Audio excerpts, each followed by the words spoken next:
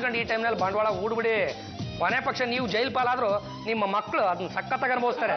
ಹೌದೌದೌದು, ನನ್ನ ಮಾತು ಕೇಳ್ರೆ ಹಿಂದೆ ಮುಂದೆ ನೋಡಿದ್ರೆ ನೀವು ಬಂಡವಾಳ ಹೂಡ್ರಿ. ಏನಾಯ್ತು ಅಂತ ಬಂಬಡಿ ಬಡಿತಾ ಇದೆಯಾ? ಏನೋ ನಿನಗೇನೋ ಬಂದಿದ್ದು ದೊಡ್ಡವಾಗ. ಒಳ್ಳೆ ಮೆಜೆಸ್ಟಿಕ್ ಅಲ್ಲಿ ಭಿಕ್ಷುಕರು ಕಾಲ್ ಚಾಚ್ಕೊಂಡು ಕೂತಿರೋ ತರ ಕೂತಿದೆಯಲ್ಲ. ತಿಳಿಯೋದಕ್ಕೆ ಬೇರೆ ಜಾಗ ಸಿಗ್ಲಿಲ್ವಾ? ಅಯ್ಯೋ ಶಿವನೇ, ಇದೇ ನಮ್ಗೆ ಆಗಲ್ಲ ಅಂತ ಹೇಳೋದು. ನಮ್ಮ ಪಾಡಿ ನಾವು ಬಿಸ್ನೆಸ್ ವಿಷಯ ಮಾತಾಡ್ಕೊಂಡು ಫೋನಲ್ಲಿ ಇದ್ವಿ ಕಣ್ರಿ. ಇವ್ನು ಕಾಲ್ ಅಡ್ಡ ಇಟ್ರೆ ನಾನ್ ತಾನೇ ಏನ್ ಮಾಡ್ಲಿ? ಯಾಕೋ ಅಡ್ಡ ಇಟ್ಟಿದ್ದೆ? ನನ್ನ ಪಾಡಿಗೆ ನಾನು ಸೋನಲ್ ಕಪೂರ್ನ ನೋಡ್ಕೊಂಡು ಕೂತಿದ್ದೆ. ಕಣದಿಲ್ವಲ್ಲ ನಿಮ್ಗೆ ಬಂದು ಕಾಲ್ ತೋಲ್ಬಿಟ್ಟಲ್ಲೋ. ನೀವೇ ಅವನ್ನ ಡಾಕ್ಟರ್ ಹತ್ರ ಕರ್ಕೊಂಡು ಹೋಗಿ ಕಾಲ ರಿಪೇರಿ ಮಾಡಿಸ್ಕೊಂಡು ಕರ್ಕೊಂಡು ಬನ್ನಿ. ಅಯ್ಯೋ ಶಿವನೇ,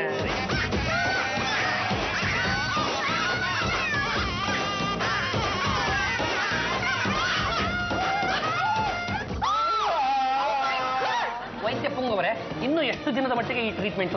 3 ದಿವಸ ಇದೇ ತರ ನೀವು ಈ ಟ್ರೀಟ್ಮೆಂಟ್ ಕೊಡಿ. ತೆಗಿರಿ 1,000 ರೂಪಾಯಿ. ನೀವಿದ್ದು ಉಜ್ಜಿದ್ದು ನಾವು 1,000 ನಿಮಗೆ ಕೊಡ್ಬೇಕೆ? ಎಣ್ಣೆ ನಮ್ದಲ್ವೇ? ಅದು ಕಾಲ್ ನೋವು ಹೇಗಿದ್ಯೋ? ರಾಜಿಯವ್ರೆ, ಪಾಂಡ್ರಂಗ ಎಣ್ಣೆ ಹಾಕಿ ನೀಡ್ತಾ ಇದ್ದಾಗ ಹಿತವಾಗಿರುತ್ತೆ. ಅವನು ಆ ತರ ಮಸಾಜ್ ಮಾಡೋದು ನಿಲ್ಸಿದ ತಕ್ಷಣ ಸಿಕ್ಕಾಪಟ್ಟೆ ನೋವು ಜಾಸ್ತಿ ಆಗ್ಬಿಡುತ್ತೆ. ಈ ಕಾಲ್ ನೋವಿಂದ ನಾನು 10ನೇ ಕ್ಲಾಸ್ಗೆ ಹೋಗಿ ಮಸಾಲೆ ದೋಸೆ ಕೂಡ ತಿನ್ನಕ್ಕಾಗಿಲ್ಲ. ಅಳ್ಬೇಡ ಪದು, ಇಟ್ಸ್ ಓಕೆ. ವೇಟ್. ಹಾವೇ 10ನೇ ಕ್ರಾಸಲ್ಲಿ ಒಂದು ಮಸಾಲೆ ದೋಸೆ ಹೋಟ್ಲ್ ಇದೆ ಗೊತ್ತಾ? ಅದೇ ನಮ್ಮ ಪದ್ದು ಮಹಾರಾಜರ ಅಡ್ಡ. ಎಕ್ಸಾಕ್ಟ್ಲಿ. ನೀವು ಅಲ್ಲಿಗೆ ಹೋಗಿ ಪದ್ದುಗೆ ಅಂತ ಹೇಳಿ ಅವರು ಸ್ಪೆಷಲ್ ಆಗಿ ಮಸಾಲೆ ದೋಸೆನ ರೆಡಿ ಮಾಡ್ತಾರೆ. ಅದನ್ನ ಕಟ್ಟಿಸ್ಕೊಂಡು ಬಂದು ನೀವೇ ನಿಮ್ಮ ಕೈಯಾರ ಪದ್ದುಗೆ ತಿನ್ನಿಸ್ಬೇಕು. ಏನೋ ಗೊತ್ತಿಲ್ಲದೆ ಅಚಾನಕ್ಕಾಗಿ ನಮ್ಮ ಪದ್ದಪ್ಪನ ಕಾಲ ಮೇಲೆ ನನ್ನ ಕಾಲನ್ನಿಟ್ಟಿದ್ದು ನಿಜ ಕಣ. ಅಷ್ಟಕ್ಕೆ ನನ್ನ ಕಾಲಿನ ಮೂಳೆ ಮುರಿದೋಗ್ಬಿಡ್ತು. ನನ್ನ ಎಲ್ಲಾ ಸೇವೆಗಳನ್ನ ನೀನೇ ಮಾಡ್ಬೇಕು ಅಂತ ಹೇಳಿ ಇರೋಬರ ಸೇವೆನೆಲ್ಲ ಮಾಡಿಸ್ಕೊತಾ ಇದ್ದಾನಲ್ಲ ಅವನು. ನೀನ್ ತೊಳಿದಕ್ಕೆ ಮೂಳೆ ಮುರಿದೋಯ್ತಾ? ಸಾಧ್ಯನೇ ಇಲ್ಲ ಕಣ. ಅವನಿಗೆ ನಿಜವಾಗ್ಲೂ ಕಾಲ ಮುರಿದಿದ್ಯೋ ಇಲ್ಲ ನಾಟಕ ಮಾಡ್ತಾನೋ ಅಂತ ಹೇಗಾದ್ರೂ ಮಾಡಿ ಕಂಡು ಹಿಡಿಬೇಕಲ್ಲ. ನಾನ್ ಕಂಡು ಹಿಡಿತೀನಿ. 200 ರೂಪಾಯಿ ಕೊಡು.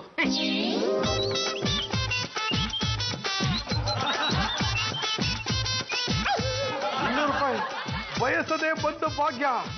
ಯಾರಿಗೂ ಗೊತ್ತಾಗ್ದಿರ ಹೋಗ್ಬಿಟ್ಟು ಮಸಾಲೆ ದೋಸೆ ತಿನ್ಕೊಂಡ್ಬಿಡ್ತೀನಿ. ನಾಟಕ, ಪುಟ್ಟ ನಾಟಕ. ಕಳಿಸಿರ ಹೇಗಾದ್ರೂ ಮಾಡಿ ಇವನನ್ನ ಮಟ್ಟ ಹಾಕಬೇಕಲ್ಲ. ಹಿಂಗ್ ಮಾಡಿ ಹಂಗ್ ಮಾಡಿದ್ರೆ ಹಿಂಗಾಗತ್ತೆ.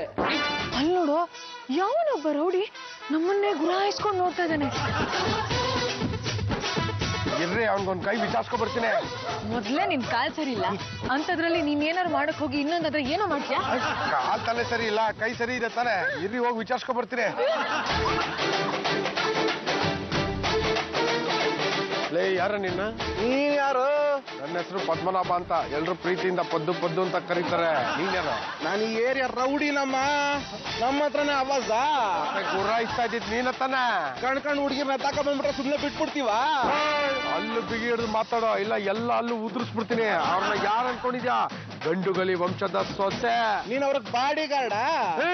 ನಿನಗೆ ಒಂದು ಕೊಟ್ಟಿ ಇವಾಗ ಮೋರಿಲ್ ಮಲಗಿಸ್ಬಿಡ್ತೀನಿ. ಯಾರ್ ಮೋಲಿ ಮಲಗ್ತಾರ ನಾನು ನೋಡ್ತೀನಿ.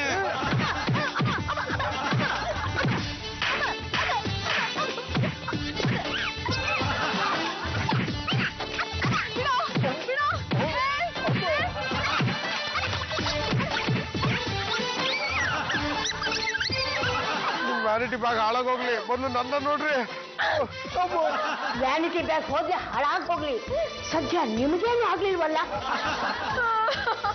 ನೋಡಿ, ಏನೋ ಇವತ್ತು ಬರೀ 5,000 ರೂಪಾಯಿ ಹೋಯ್ತು, ವ್ಯಾನಿಟಿ ಬ್ಯಾಗ್ ಹೋಯ್ತು, ಪರವಾಗಿಲ್ಲ. ನಾಳೆ ಯಾವನಾದ್ರೂ ಬಂದು ನಿಮ್ಮನ್ನೇ ಹೊಡ್ಕೊಂಡು ಹೋಗ್ಬಿಟ್ರೆ ನಾನೇನ್ರಿ ಮಾಡ್ಲಿ? ಅದಕ್ಕೆ ಒಂದು ಕೆಲಸ ಮಾಡ್ಬಿಡೋಣ, ಇವನನ್ನ ಈಗಿಂದೀಗ್ಲೇ ಹಳ್ಳಿ ಕಳಿಸ್ಬಿಡೋಣ. ನಾನಿದಕ್ಕೆ ಒಪ್ಪಲ್ಲ. ಹಾಗಿದ್ರೆ ಒಂದು ಕೆಲಸ ಮಾಡೋಣ, ಆ ಶಾಸ್ತ್ರಿಗಳು ಬಂದು ಇವನಿಗೆ ಒಂದು ಶಾಂತಿ ಅಂತ ಮಾಡೋವರೆಗೂ ಇವನನ್ನ ಒಂದು ರೂಮ್ನಲ್ಲಿ ಕೂಡಾಕ್ಬಿಡಿ. ಊಟ ನೀರು ಏನು ಕೊಡ್ಬೇಡಿ. ಪಾಂಡ್ರಂಗ, ಒಳಗಡೆ ಕೂಡಾಕ್ ಕೊಡೋ. ನೋಡ, ತಿನ್ನಕ್ಕೇನಿಲ್ರೆ ಹೇಗ್ ಸ್ವರ್ಗೋಗ್ಬಿಟ್ಟಿದೀನಿ. ಆದ್ರೆ ಏನ್ ಮಾಡೋದು, ನಿನ್ನ ಕಾಲ್ಗುಣ ಸರಿ ಇಲ್ವಂತೆ. ಶಾಸ್ತ್ರಿಗಳು ಬರ್ತಕ್ಕಂಥ ಒಳಗಡೆ ಹೋಗಿ ನೀನು.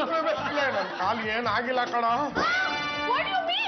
ಅದು ಪಾಂಡ್ರಂಗ, ನನ್ ಕಾಲ್ ತುಳಿದಿದ್ದನ್ನೇ ನೆವ ಮಾಡ್ಕೊಂಡು ಅವನ ಹತ್ರ ಸೇವೆ ಮಾಡಿಸ್ಕೊಬೇಕು ಅಂತ ನಾಟಕ ಆಡ್ಬಿಟ್ಟೆ.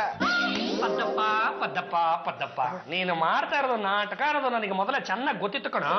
ಅದಕ್ಕೆ ಹೇಗಾದ್ರೂ ಮಾಡಿ ನಿನಗೆ ಬುದ್ಧಿ ಕಲಿಸ್ಬೇಕು ಅಂತ ನಾನು ನನ್ನ ಸ್ನೇಹಿತ ಸುಂಟ್ರಗಾಳಿ ಸೀನಾ ಸೇರ್ಕೊಂಡು ನಿನ್ನ ಕಾಲ್ಗುಣ ಚೆನ್ನಾಗಿಲ್ಲ ಅಂತ ನಾವು ನಾಟಕ ಮಾಡ್ಬಿಟ್ವಿ.